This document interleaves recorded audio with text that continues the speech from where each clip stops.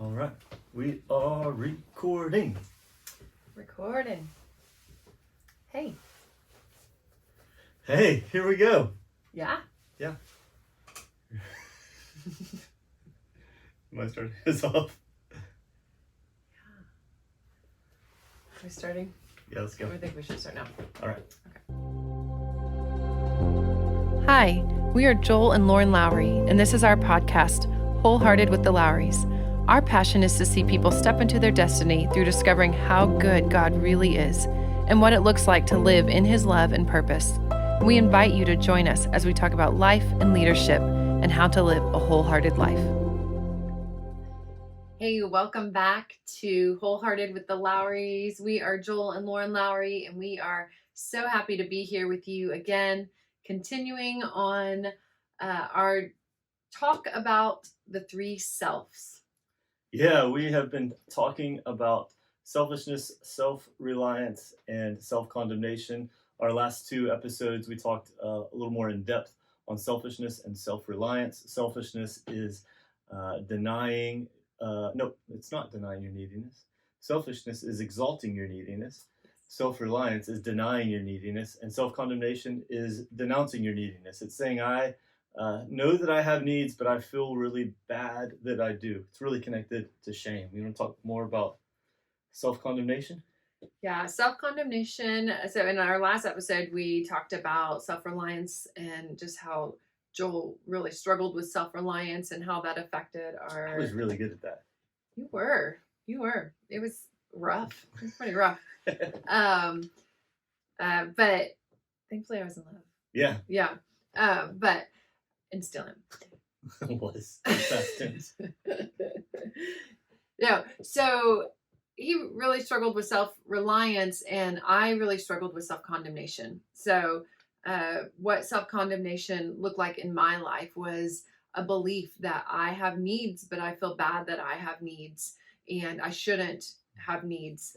Yeah. And so, like I had said in our last episode, I talked about wanting to communicate my needs, but not feeling like I could because I felt bad that I had them. And so that perfect storm of self-reliance, of I don't have needs, I'm perfect, and this feeling of, oh my gosh, I am such a problem, and I have all these problems, and I shouldn't have these problems, and I feel bad that I do, which was all rooted, in shame. Yep.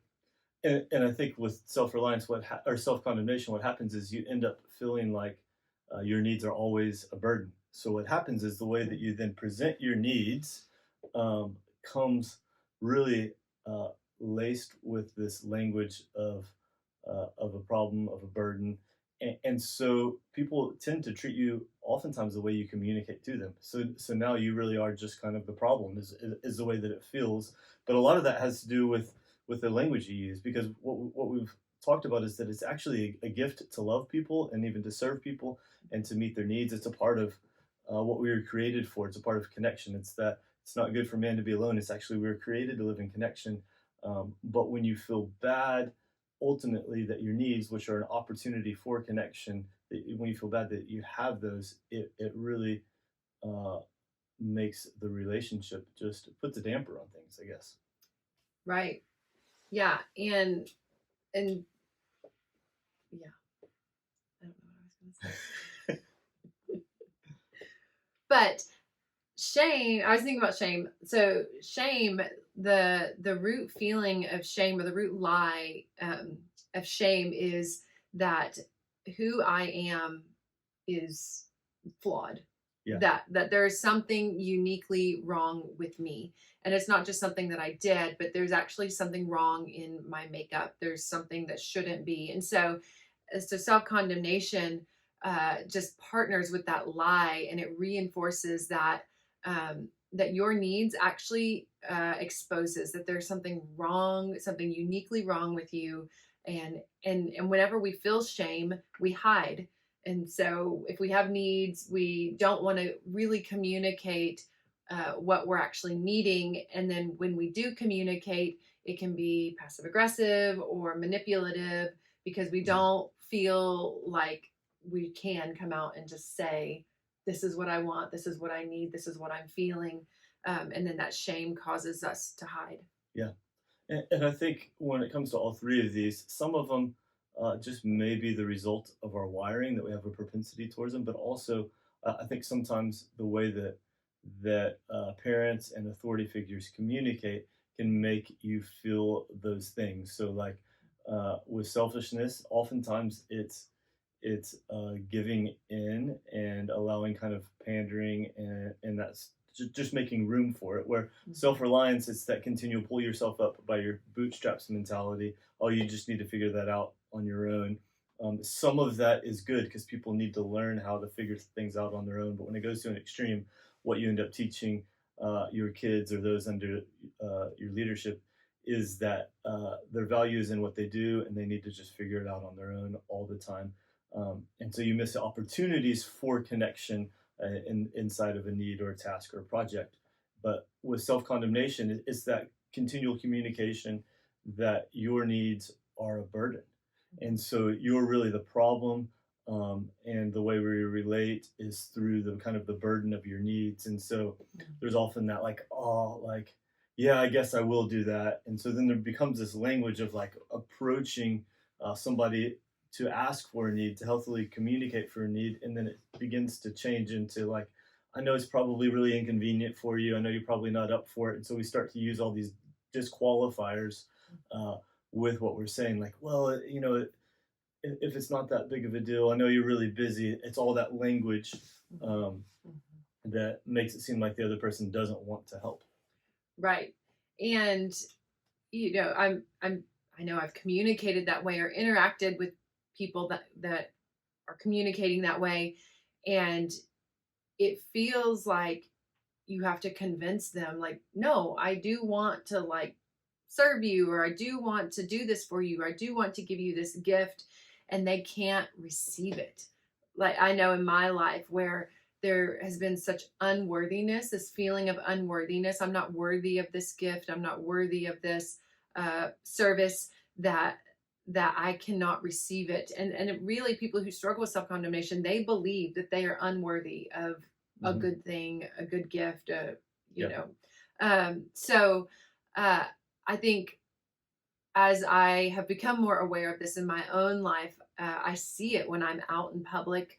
I think a big example, we've talked about this before, that oftentimes it seems like men struggle with self-reliance and women with self-condemnation. And I know that men can struggle with self-condemnation too, but I think in our culture, it really, the self-condemnation really gets reinforced in women. I think as little girls, we're emotional and we feel a lot, and not all women, but most little girls do. And so then it's communicated to us, your needs are a burden. That's too much. You need to. It's just emotional. And it could be from our self-reliant dad that is saying, suck it up. That's not so hard. You shouldn't be crying over this. Which is really, you're just too much for me. You're too much. And really, that response is rooted in fear, is you're a lot. I don't know what to do. You're freaking out, or your emotions, or I don't know how to comfort you, is making me feel powerless because I don't know what to do. I don't have an answer for you. Well, and I have to come to grips with the reality or the feeling of perception of lack, right? So it's like, I'm afraid to tell you that I don't have what it takes, because that really confronts my self-reliance. I'm supposed to be able to give you everything that you need. And so now I feel bad that I can't meet that need in the way that I think that I should. And so then I put self-condemnation, unworthiness on you. So from a young age, we're told you're too much. I can't meet that need. You shouldn't have that need. And then we grow up to be women, and we interact with the world that way. And I think one way that I see it the most, which is so crazy, is when I'm in stores and I pass by a woman and I have to, like, they have to step in front of me to grab something off the shelf, or they, aren't aware of me, and I come up behind them and they're like, oh, I'm sorry. And it's like, it's fine. Like, you have as much of a right to be in this space as I do. You have much a right to reach for that product just like I do. But I think women really feel like they have to apologize for their presence. And I've talked to men are the same way. And I think because I interact with women usually, or I know this is like whenever they're explaining something or talking about something, like, I know this is a lot, like, I know, are you sure you want to like hear this? I shouldn't be so emotional, or I know this is a lot to handle. Yeah. Um, and it just reinforces that self-condemnation. Yeah. I think another thing that reinforces self condemnation is just a bad perspective on God and on ourselves as believers. I think a lot of Christians use language of unworthiness, um, which sounds kind of piously humble, but it actually dishonors God, Mhm. because God's saying, "Hey, I went to the cross because I saw that you were worth dying for," and so worth is determined by the price somebody's willing to pay. God's like, "Hey, I'll give my life for you. You're worth something. It's not that I'm just a worthless piece of trash, or that yeah, I'm doing better than I deserve, or whatever." God's like, "No, I decided that you could have me." Mhm. So that means that you're worth something. You're actually adopted into my family, so you're royalty. And I think when we begin to understand who we are in Christ, which is not simply a spiritual paradigm that fits in with all the other paradigms, but it's the defining reality for believers. It's like, that's, I really am royalty, and so that makes me worthy. Maybe it's not based on merit. It definitely isn't based on merit. It's actually based on relationship. It's that I am a son, a daughter of the King, and so now I'm worthy, and so then I just get to respond to people loving me and needing me with gratitude. Yeah. Yes. And that is the antidote for self-condemnation, is gratitude. And whenever I first came to realize that I struggled with self-condemnation, and hearing the antidote be gratitude, I didn't understand that. I didn't understand how being thankful displaced Shame. shame. And and and so I began to practice gratitude and began to practice being grateful, because what gratitude says is, when I receive a gift and I'm grateful for it, I express thanks instead of apologizing for it. It's saying, I recognize that I'm actually worthy of receiving this gift. Yeah. And then that awareness of, oh wow, I am worth this gift of your time, of your money, of your energy, of Yeah. your relationship. I'm worth this. And I'm grateful that I've received this gift, instead of rejecting the gift and saying, I'm not worthy of it. Yep. And as I practiced gratitude, it began to displace that shame, because then I started to realize my own worth and realize, wow, I'm actually really worth friendship. I'm really worth people's time. I'm really worth being heard. I'm really worth the gifts and the talents that God has put in me, are not just to be buried and hidden and be suppressed, but actually I'm worth something in this Yeah. world. I think a meaningful gift imparts value beyond the price of the gift, right? It's saying not just this thing is valuable, so I'll give it to you, but you are actually, I'm ascribing value to you, so it's worth bringing something to you. It's like Right. the wise men bringing gifts to baby Jesus. It's like, oh, we recognize it in these things. And by the way, the gifts that they brought weren't little trinkets and coins and just cute little things like we see on our manger scenes. It was actually probably like 25 wise men with a huge caravan, maybe hundreds of people and animals and treasure chests of gold. And they're like, we see that you're worth giving to. We've been reading about you, studying for you, waiting for you, and so we're giving this gift because we recognize the value that you have. The value isn't increased by the gift; it's actually recognized by the gift. And one of the things that people often do when they're receiving a gift is they say, "Oh, you didn't have to do that," and it's like, yeah, I didn't have to do that. Of course I didn't have to. It wouldn't be a gift. It would be payment or a reward or something, but it wouldn't be a gift. The reason why I'm doing that is because I wanted to. And so when you answer, like you could say, "Hey, I wasn't expecting that." That's thank you. I wasn't expecting that. Thank you. But then beyond that, don't say you didn't have to do that, because that's not the point. It's not about obligation. It's about relationship. And so to say, "Wow, that means a ton to me. Thank you." Um, is an appropriate response. And I think meaningful gratitude comes with a confession that acknowledges the value of the relationship in order to receive it. Right. Yeah. And I think from childhood, some of our experiences can be when we are given a gift, it is a reward or it is payment, that it actually is not out of the overflow Mm. of abundance. And maybe were times in your life where finances were tight, and in the gift giving, you knew the burden that it was to give that gift, and so it actually wasn't a gift; it was actually bribery, bribery, for or a relationship. it was It was a that curse. It was a burden. wasn't like this like out of abundance gift. And or maybe we weren't given gifts, maybe we picked out our own gifts, or maybe we were just given cash and we just went and bought our own things, I then it was, I don't mind cash. Yeah. You can give me cash. Now I'm like, please give me the cash. Keep your trinkets, I'll take the cash. But really, where some of us from childhood we don't know what actual giving and receiving of gifts looks like in a healthy way. Yep. And so that then translates into other areas, and it really translates into how we can or can't receive from God ultimately.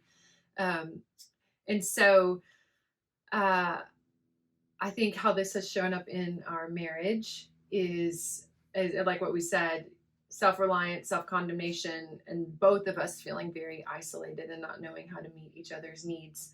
And I would say that I still find myself, I can find if I go down those old thought patterns, getting back into that rut of self-condemnation and not feeling like I can communicate my needs and feeling bad that I do.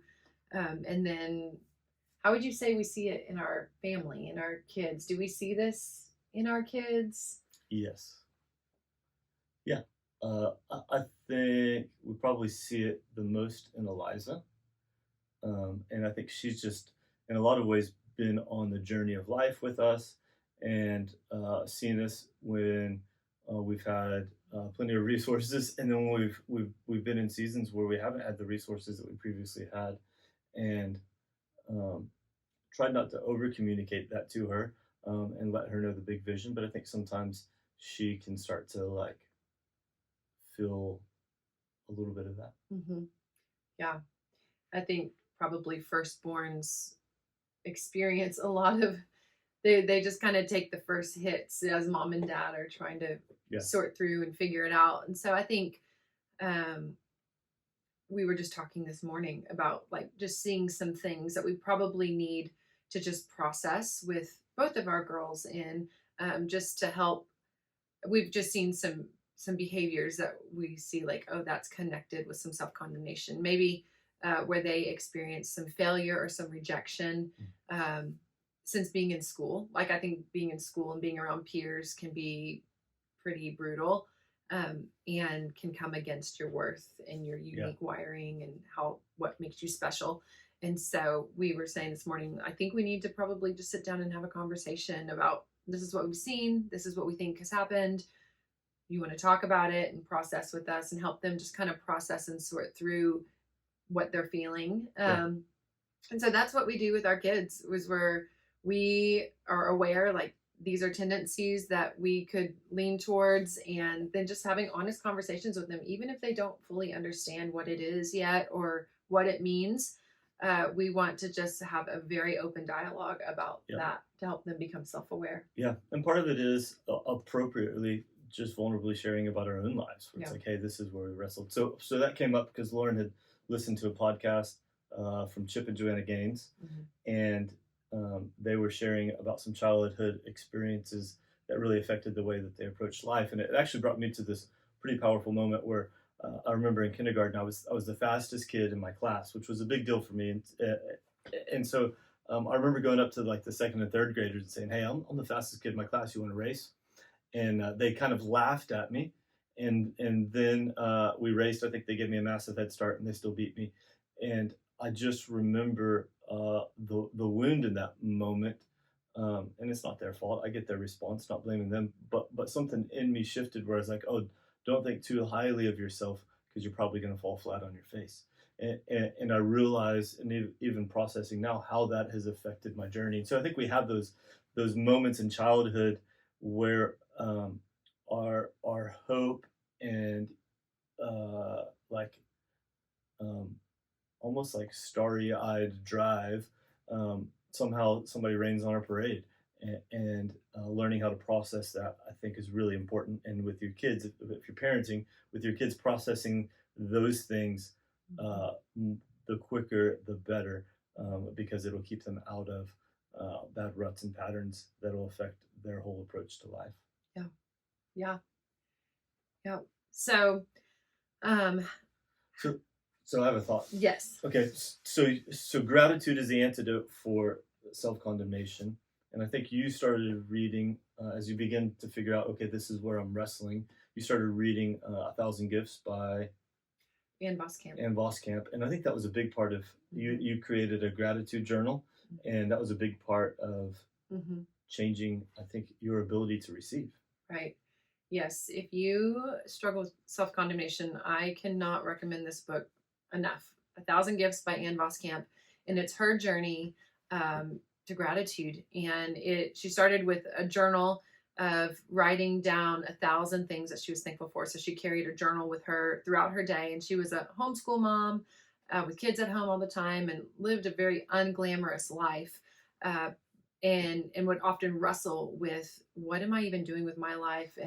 And so her book is about turning that perspective of, oh my gosh, I just cleaned the floor and my kids came in and got it all dirty. Like, oh God, why did you give me these kids that I've always had to clean up after? To thank you, God, for these, however many, I think she has several kids, healthy kids that have working feet that I have a floor to clean up after. And so for me, that is what really changed my perspective. Honestly, I was reading it on our first sabbatical in 2015, and we were visiting the island of Capri, and we knew we wanted to get to the top of the island where the city center was. And we looked, and there was a staircase going up the whole mountain of an island. Yeah. I thought it was more of a hill. It turned out to be a very significant mountain. I mean, how far? A mile up, maybe? Yeah, probably a mile of stairs. A mile of stairs. That's, Eliza and I looked up, like over 5,000 feet.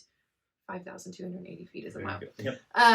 We looked it up yesterday. And I had a 2-year-old Eliza on my back. Yes, and I had a backpack of like my books and everything. So we were gonna like go to the city center and get ice cream and read. And so we're like hiking up this mountain, and I am so frustrated that we are like having to work so hard to get to the top of this mountain. My like legs are tired, it's heavy, it's hot. And I halfway through started thanking God for my legs, that I actually have legs that work, that I'm not in a wheelchair, not able to get to the top, and thanking God to be on this island in Italy with my 2.5-year-old on this vacation. And I started thanking God, and before I knew it, I was to the top. Yep. And then once we got to the top, we saw the lift, the gondola lift that takes you up the mountain and back down the mountain. So on the way back, we thanked God for the gondola that we took. That we didn't have to hike it back down and work out our hamstrings. Yep. But we were talking about gratitude. Oh. Yeah, and I think gratitude, it's just one of the keys to receiving. So there's a truth that you'll find throughout life, is that you can't give what you haven't received. And a lot of people are trying to give a whole lot without being plugged into the source, without receiving. And so really, when you look at selfishness, self-reliance, and self-condemnation, what you find in those is keys to receiving. So in self-condemnation that we've been talking about, gratitude is a key to receiving. In self-reliance, humility is the key to receiving. God resists the proud, but he gives grace to the humble. So you've got to stay humble. Humility is the posture of receiving. I was talking with a counselor friend yesterday, and just about how I think in relationships, humility may be the primary characteristic necessary to have healthy relationships. And then in selfishness, what's the antidote to selfishness? Somehow I forgot. Trust. Yeah. Trust, faith. It's like you without trust, you can't receive, because you're not sure if the gift giver, the need meter, has good intent. And so then you take that in. One of my favorite passages is John 15. So you begin to understand, okay, he's the vine and I'm the branch, right? I have to stay connected to him. Well, the way I stay connected to him is by faith, humility, and gratitude. And if I live in that place of faith, humility, and gratitude, then what I'll find is that all of the treasure of heaven is coming my way, and I've got plenty to give. And so it helps me have health in my relationships is that I allow God and others to give to me. Um, that takes trust and humility, and then I follow it up with gratitude because that's what really blesses me and allows me to fully absorb it. Yeah. Yeah. So the way we combat self-condemnation is through gratitude. And what that practically looks like is when someone gives you something, just saying thank you and letting that be it. Like, not you didn't have to do that, not I don't deserve it, yeah, not a ton of reasons why you're not worth it. right. Or if you communicate a need to a friend or a spouse, a family member, and you say, hey, I really need comfort right now, and someone attempts to give you comfort, then just say thank you. Yeah. Thank you, and receive it. Even if the way they do it may be a little bit fumbly, clumsy, like they may not hit the bullseye, but recognize the intent of the gift, whatever their need they're meeting, and start to say thank you. And what you'll find is that as you begin to express gratitude, it actually increases your ability to absorb internally what they're giving to you. Right. And so it allows you to just get way more out of it. So gratitude is actually a gift to you, not just to the other person. It really is the tool that we use to renew our minds. Yeah. You know, it really does renew and put new thought processes in our mind. And another way to do it is by being bold. And I think women can be discouraged from being bold. Like, we don't want to be bold or presumptive or, in your face. But when I say boldness, what I mean is boldly communicating what you want. And that doesn't mean abrasively, but boldly communicating. And something that you practically can do is whenever you go to a restaurant and you maybe want your dish served differently, like maybe you'd want the sauce on the side and not on the chicken, then you just say, can I have the sauce on the side and not on the chicken? Or if you want to tailor something, then just boldly ask for it. Yeah. And that is those small little practices, with your spouse. Can I please sit on that side of the table? I prefer to look out to the people and not with my back to the people.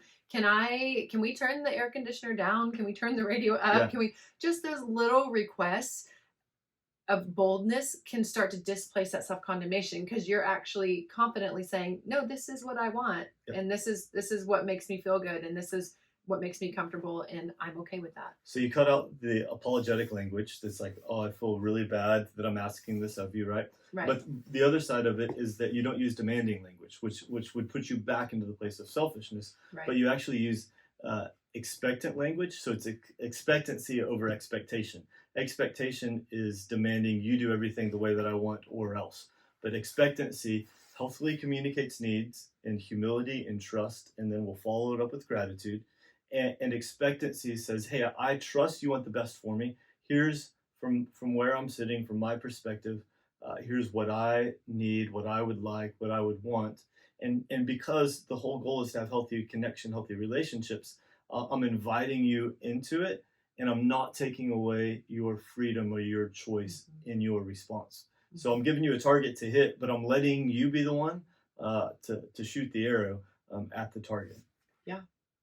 I think that is it. So we've been talking about the unhealthy ways we get our needs met, but there's a healthy way that underlines all of it. Again, that's in faith or trust, humility, and gratitude. And so it's really healthy communication that isn't passive aggressive, isn't aggressive, or isn't passive, but it's actually assertive, which is just to clearly communicate your needs and then to wait for the person, wait for God to get there the way that they see fit. So you're not removing their choice, because the moment you remove choice, you actually cut off the flow of love, because now you're doing it out of obligation instead of out of choice. And so love always gives a choice, and love always is a choice. So I can't demand you to meet my needs, but I can invite you into it by clearly communicating it. Right. So, any thoughts? I don't think so. All right. Well, let me just throw something at you as we wrap up. I would challenge you, maybe just this week, to keep a gratitude journal. Maybe it's notes in your phone. That's kind of how I'm doing stuff these days, just for time's sake. But begin to thank God Maybe it's just for something in your day, or maybe in your marriage, you're looking for something to express gratitude to your spouse. Maybe in friendships, it's just finding somebody every day to text, "Hey, you really blessed me by this." And by the way, one of the best ways to communicate your needs is by gratitude for the meeting of past needs, because it's saying, "Hey, I valued what you did," and when somebody experiences that, they'd love to meet it again. So just walk in gratitude, and what you'll find is it not only strengthens your relationships, but it also increases your joy. Right. So thank you so much for joining us today, and we cannot wait to be back together with you next time.